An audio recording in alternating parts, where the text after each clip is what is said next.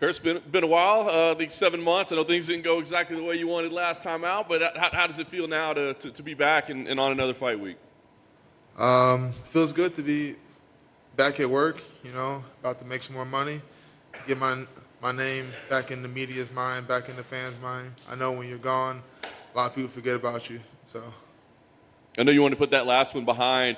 I did wonder about you as that title fight with Derek Lewis was playing out, and they played that clip over and over and over again. How difficult was that for you to have to watch that? I mean, that's a part of it. Got to watch it. Happens in every sport. Happens in basketball. If you end up in someone else's highlight, there's a reason they call it a highlight. They're going to show it over and over. So, it was a little hard to watch initially, but after like the 8th time, I was like, okay, this is going to be here. So I'm used to it now. Nice. So then they match you up with another striker. I mean, I don't want to say similar, but there are some similarities, right? So did you kind of welcome that to feel like, all right, this is a chance to kind of right or wrong, or did you think, oh, another striker? What was your thought? I mean, the majority of the division is predominantly going to be strikers. This is a matchup I'm used to, so I do feel comfortable with it. It's not like he's like a southpaw or he's like a taekwondo specialist. He's a kickboxer, a heavyweight kickboxer. I've gone against those guys before. He is. Oh, I'm so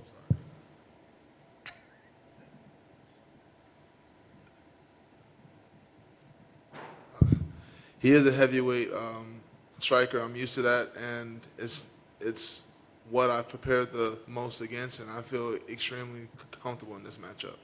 He seemed, because I feel like you could be potentially a really bad matchup for him, right? But he seemed to say like, oh no, I'm excited. This is the kind of fight I want. I was gonna say, do you think he's telling the truth? Do you think he's posturing a little? It's a part of the game. We're all going to say, like, I'm going to say, hey, I'm looking to knock this guy out. Y'all know better than that. I mean, I'm going to say it because I know you're going to print it, but if I have my way, I'll take you down and drop you in your neck, and that's the fight. I mean, the option is there for me to knock you out, but we know what I want. We know what he wants. He doesn't want to be on the floor. I want him on the floor. That's pretty much the battle right there. Yeah. Did you have to do anything special to prepare for this one, or was it kind of like anything else? I prepared for him the same way I prepared for Junior Dos Santos, Alistair Overeem, Mark Hunt.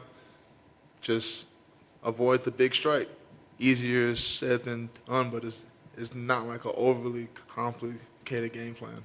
Yeah. Last thing for me, I mean, you're still obviously at the top of the division. I mean, you win here. Do we start talking about titles and stuff again, or do you feel like you just kind of put that on the back burner for the moment?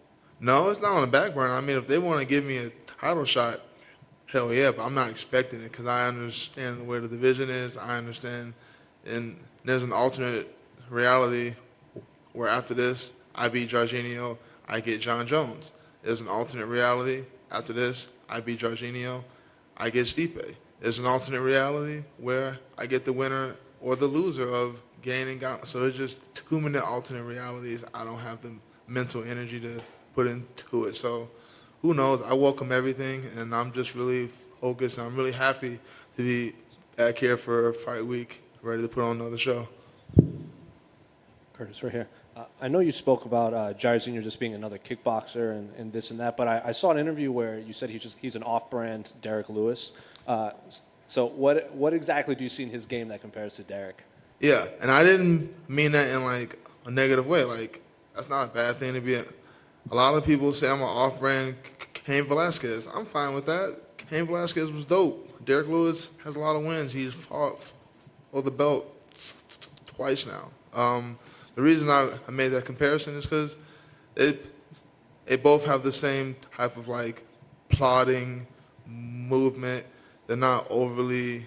They don't throw 4 or 5 punch combos. It's usually jab, hook, jab, overhand, jab into heavy strike, jab into heavy strikes. So that's what I meant. Like, and he's got heavy hands. He's put a lot of guys away. I remember there was a highlight I saw. He put somebody out with a jab. Forget who it was, but he put a guy Alan down. Crowder, like 9 seconds.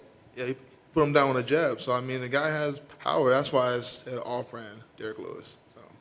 Is Alistair Overeem still training in Denver with you? Yeah, he got back About a month and a half ago.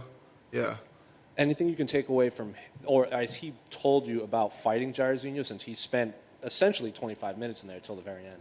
He did a great job of impersonating Jorginho's like stance and movement. Like he's a great actor. I felt like a lot of my rounds it wasn't Alistair, it was Jorginho. So I think that was the biggest help he could give me because Jorginho's not gonna fight me the way he fought Alistair. So I mean anything Alistair took from that fight.